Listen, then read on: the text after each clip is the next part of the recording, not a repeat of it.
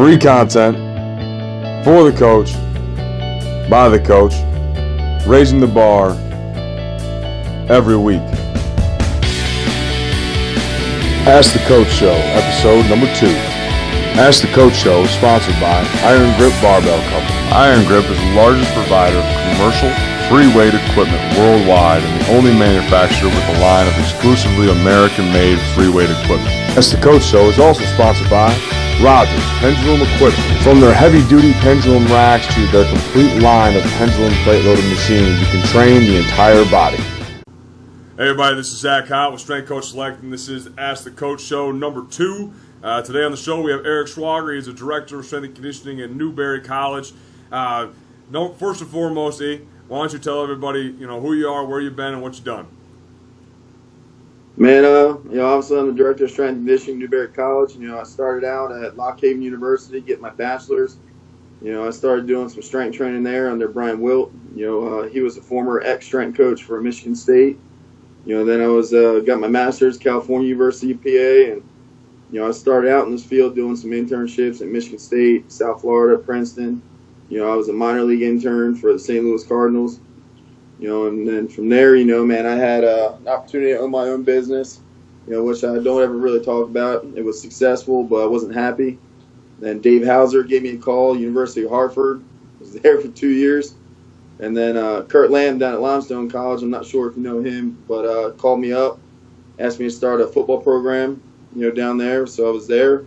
Great experience. It was a different world, moving from where I've been to the Division II level, and the amount of kids that you have and facilities and resources, and was there. And then Todd Knight at Newberry College called me up, asked me to come up and interview, and man, I've been here ever since, and I got the best job in the world working for these guys. Oh, absolutely. So I can give a little bit of background on our relationship, right? And I got to know Eric probably when I was a intern at Wayne State. Would that be correct? That's correct, man. It's been a while. So it's been a while, and almost 6 years ago. So it's you look at it, and man, the relationships you build in this business is crazy, eh? It's crazy. That's good, man. Yeah. So today, for the people that are people that are watching, people that are listening, we are going to go over what Eric does for his in-season program with his football team. And kind of the X's and O's. And if you haven't met Eric, if you haven't, followed him on social media, what you're going to realize is that he does, some basic things, but also does some really, really unique and does some different stuff. He's a different cat. So my first question to you is, Eric, can you talk about how your thought process in terms of, developing your in-season program, what's your, how you break things down from start to finish? Man, really, it's everything that everybody learns, man, when they're an intern, is keep it simple. Start with the basics. How many kids you training?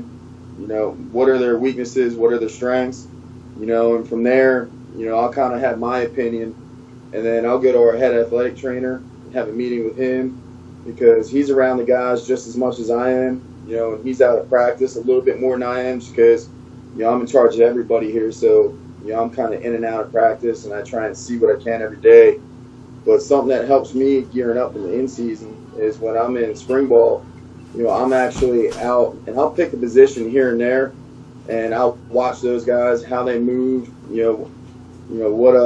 what do they need to work on, and those are the kind of things that where I'm opinionated in what we do, is how I start the process. And then I'll have a meeting with our head football coach, and he'll kind of explain his concerns and the things that he was happy with, things that we need to work on.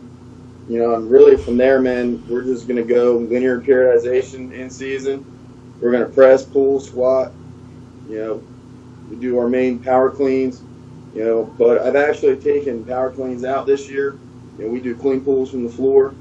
And we've actually seen less shoulder injuries. I'm not saying that's because of that, but that's how we work it. Our skill guys, they'll hit doubles and triples, 65, 75% on their main list. They're more French contrast, so they'll have a strength movement with a plyometric movement.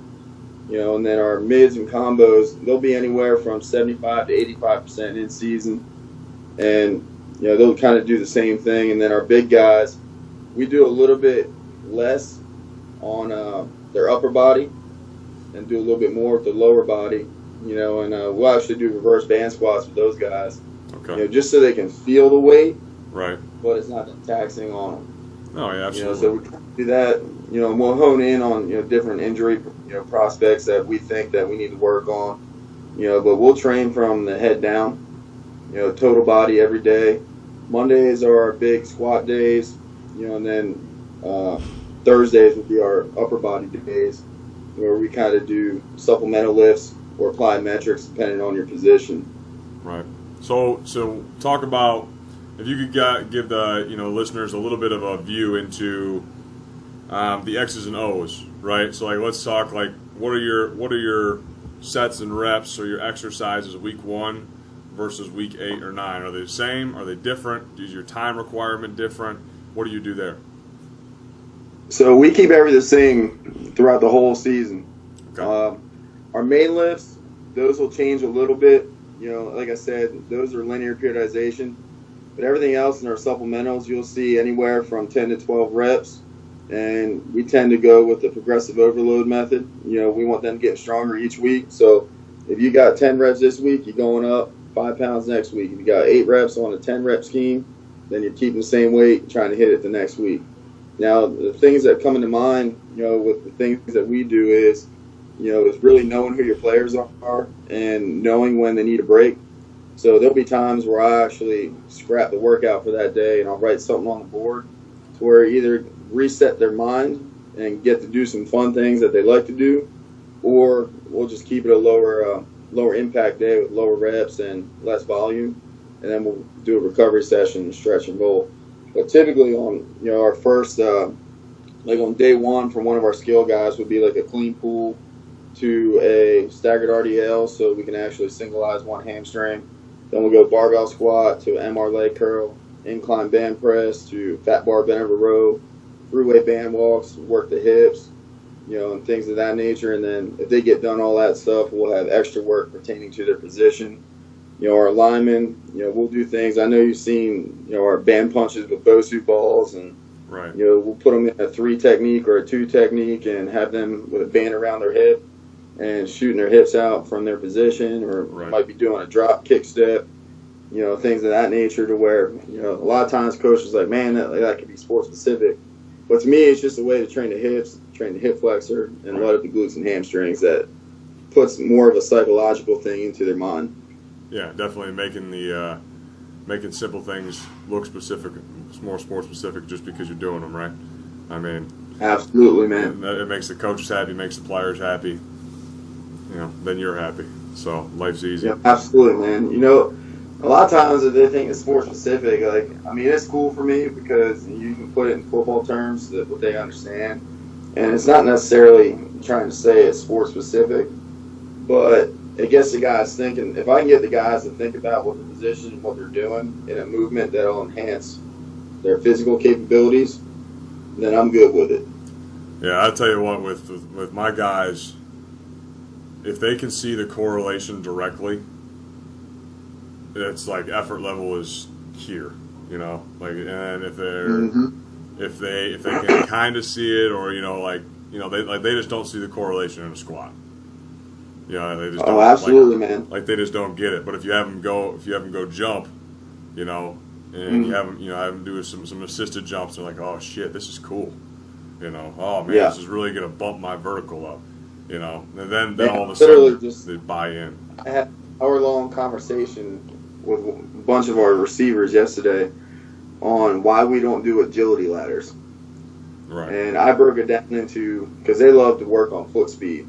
And I said, you want to work on foot speed, strengthen your hips, strengthen your glutes, strengthen your hamstrings, and strengthen your reaction time.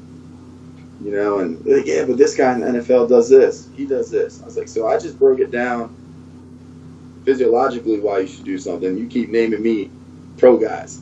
Right. You know, so it's definitely one of those things that they see genetically gifted people see do different things, and that's what they want to do.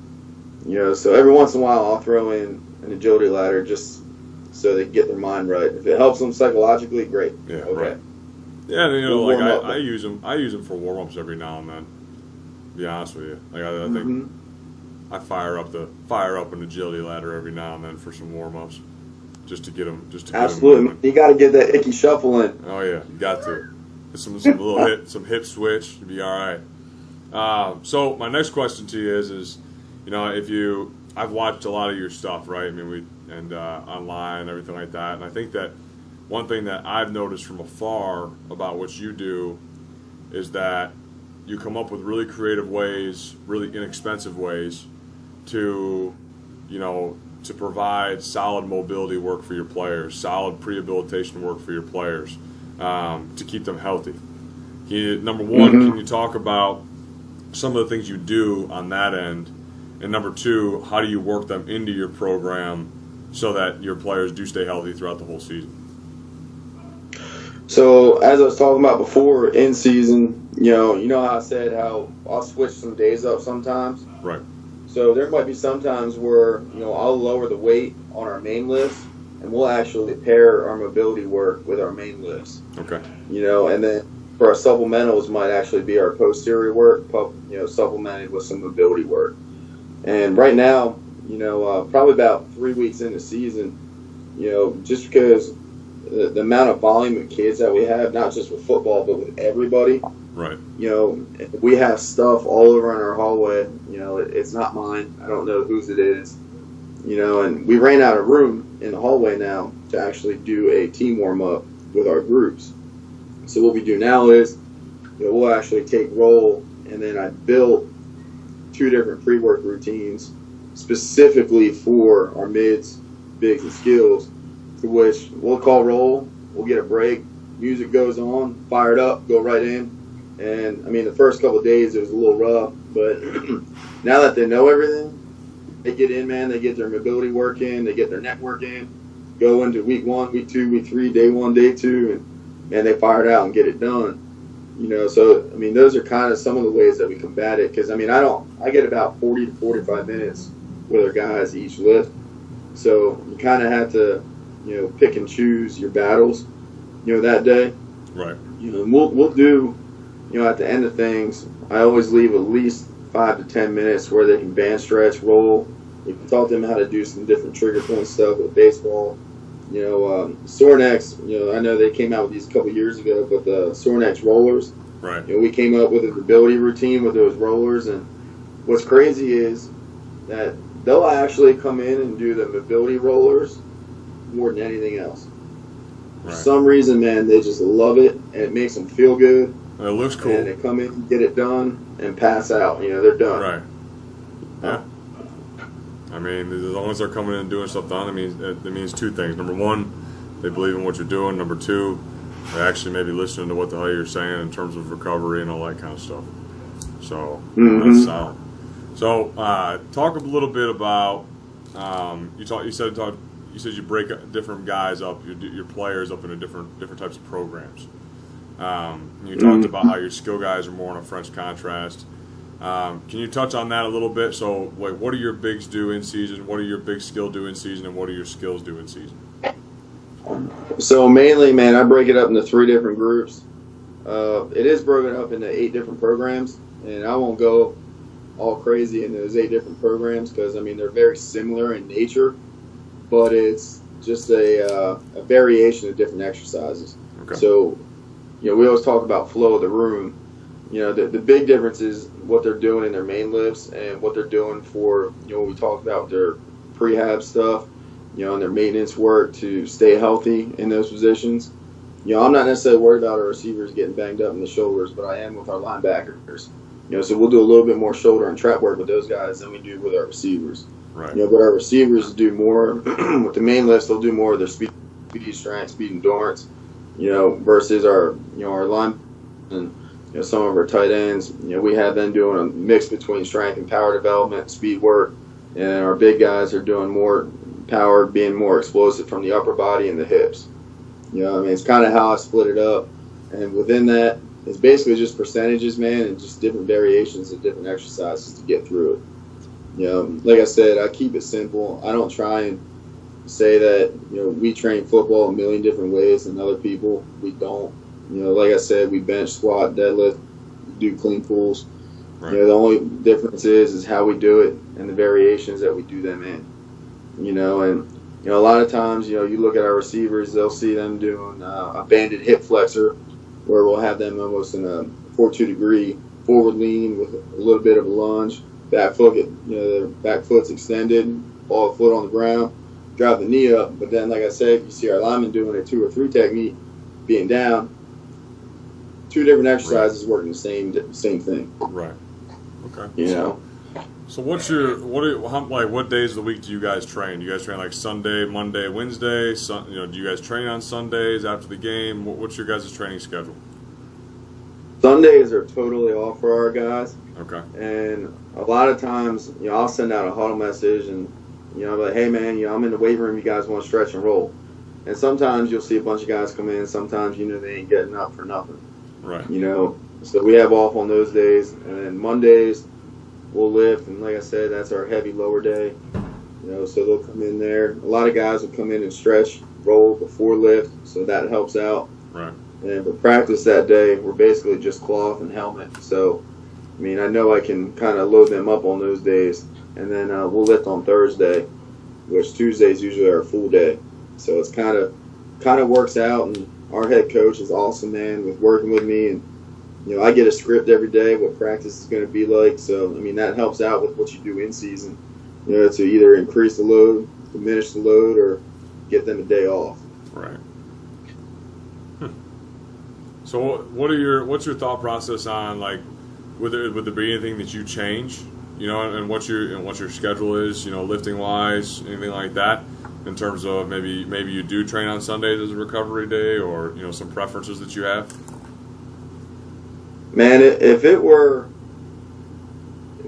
feasible, what I'd like to do a Sunday recovery day and get them ready to lift on Monday, and then lift again on Thursday. I mean, that's just for me, you know, because I think if you can get them up on Sunday and get them moving around and get them feeling good, you'll have a better squat day on Monday.